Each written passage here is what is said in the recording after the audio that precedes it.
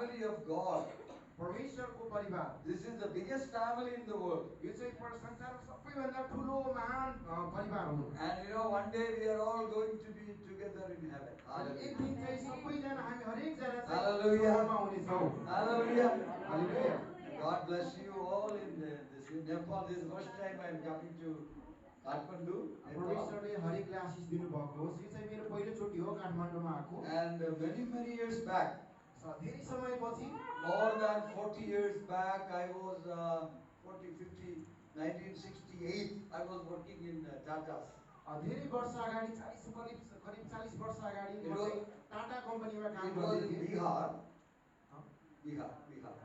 यो चाहिँ बिहारमा हो So after my engineering, I joined as a trainee there. अनि मेरो इन्जिनियरिङ सकेर म त्यहाँ चाहिँ काम गर्नलाई चाहिँ